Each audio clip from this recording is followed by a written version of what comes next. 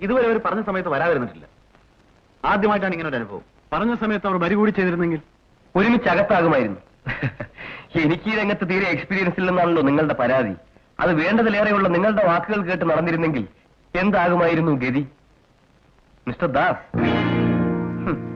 അവർ വരികയും ചെയ്തു, സാധനങ്ങൾ എത്തേണ്ടിടത്ത് എത്തുകയും ചെയ്തു. അതെങ്ങനെ? ഇവിടെ അടുത്താൽ പോലീസിന്റെ കയ്യിൽ പെടുമെന്ന് ഞാൻ അവർക്ക് നേരത്തെ വിവരം കൊടുത്തു. അത് നീ എങ്ങനെ അറിഞ്ഞു? അനാവശ്യ ചോദ്യങ്ങൾ ചോദിക്കരുത്. ചന്ദ്രു, ലുക്ക്, അധികാര സ്ഥലത്തിലുള്ള നിന്റെ ഈ വിളി കുറെ ഞാൻ സഹിച്ചതാണ്. No more of it. ദാസന്റെ സഹായമില്ലാതെയും എനിക്ക് ഈ രംഗത്ത് പിടിച്ചു നിൽക്കാൻ കഴിയുമെന്ന് ഞാൻ തെളിയിച്ചു. I proved it. ഇനി നാം ഒരുമിച്ച് തുടരണമെന്ന് എനിക്ക് ആഗ്രഹമില്ല. Let's part. Chandru. Yes Das. And one more thing, ഇതുവരെയുള്ള എല്ലാ സമ്പാദ്യവും എന്റെ അച്ഛൻ ഉണ്ടാക്കിയതാണ്. നീ കുറച്ച് സഹായിച്ചിട്ടുണ്ട്. അതിന്റെ പേരിൽ നിനക്ക് എന്താ വേണ്ടെന്ന് വെച്ചാൽ പറയും, ഞാൻ തരാം. ചന്ദ്രു, എന്റെ കണക്കുകൾ തീർക്കാൻ നിനക്ക് കഴിയില്ല.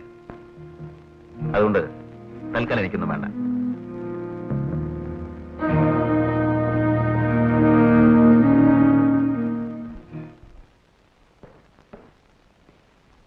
ജീവിതത്തിൽ ഞാൻ ഇത്ര ഡിസപ്പോയിന്റ് ആയിട്ടുള്ള സന്ദർഭമില്ല. അവരെ പിടികൂടാനുള്ള എല്ലാ സജ്ജീകരണങ്ങളും ഞങ്ങൾ ഏർപ്പാട് ചെയ്താണ്. താരാദാസിനെ എന്റെ കൺമുൻപിൽ കിട്ടുകവരെ ചെയ്തു. എന്നിട്ടും കയ്യിൽ നിന്ന് സ്ലിപ്പാവെന്ന് വെച്ചാൽ ഞങ്ങൾ പ്ലാൻ ചെയ്ത ഓപ്പറേഷൻസിനെ കുറിച്ച് അവർക്ക് നേരത്തെ വിവരം ലഭിച്ചിരിക്കണം. അല്ലാതെ മറ്റൊരു സാധ്യതയില്ല. ഡിപ്പാർട്ട്മെന്റിലെ സീനിയർ കൊളീഗ്സിനും പിന്നെ ചേച്ചിക്കും അല്ലാതെ വേറെ ആർക്കും ഒരു സൂചനയും കിട്ടാത്ത വിധത്തിൽ അത്ര ജാഗ്രതയോടുകൂടിയാണ് ഞങ്ങളെല്ലാം പ്ലാൻ ചെയ്തത്. എന്നിട്ട് ആ ഇൻഫർമേഷൻസ് അവർക്ക് വേണ്ടത്ര നേരത്തെ ലഭിച്ചിരിക്കുന്നു. അതാണ് അത്ഭുതം. ഒട്ടും അത്ഭുതപ്പെടേണ്ട.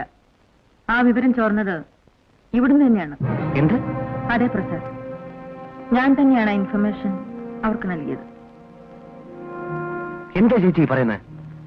താരാശങ്കറിന്റെ മരണശേഷം ദാസും ചന്ദ്രുവും തമ്മിൽ ചെറുചർച്ചയിലെന്ന് പ്രസാദല്ലേ എന്നോട് പറഞ്ഞത്? അതെ. അവരൊന്നിച്ചു നിൽക്കുമ്പം എതിർത്ത് തോൽപ്പിക്കുക എളുപ്പമാണെന്ന് എനിക്ക് തോന്നിയില്ല. എന്ത് വില കൊടുത്തും താരാദാസിനെ തോൽപ്പിക്കുക മറ്റെന്തിനേക്കാളും എനിക്ക് പ്രധാനമായിരുന്നു. നിങ്ങൾക്ക് ഞാൻ പറയട്ടെ, ഡിപ്പാർട്ട്മെന്റ് അവർക്കെതിരെ നടത്താൻ ഉദ്ദേശിക്കുന്ന ഓപ്പറേഷൻസിനെ കുറിച്ച് ഞാൻ ചന്ദ്രുവിന് ഫോണിലൂടെ വിവരങ്ങൾ നൽകി. ഇത്തവണ രക്ഷപ്പെട്ടപ്പം അവർക്കെന്നിൽ അല്പമെങ്കിലും വിശ്വാസം തോന്നിക്കാണും. ഇത്തരത്തിലുള്ള 2-3 അവസരങ്ങൾ ഉണ്ടായാൽ ചന്ദ്രുവിനെ എനിക്ക് സ്വാധീനിക്കാൻ കഴിഞ്ഞെന്ന് വരില്ലേ? ആ സ്വാധീനത്തെ ദാസിനെതിരെ തിരിച്ചുവിടാനാണ് എന്റെ ശ്രമം. ഒറ്റിക്കൊടുത്തുകൊണ്ട് ഞാൻ അവരുടെ വിശ്വാസം വിലയ്ക്ക് വാങ്ങാം. ആ വിശ്വാസം അവർക്കെതിരെ ഉപയോഗിക്കാവുന്ന ശക്തമായ ആയുധമാക്കി ഞാൻ വിട്ടുതരാം. എങ്ങനെയും താരാദാസിനെ എനിക്ക് മുട്ടുപൊട്ടിച്ചേ മതിയാവും. ചന്ദ്രുവിനെ ഞാൻ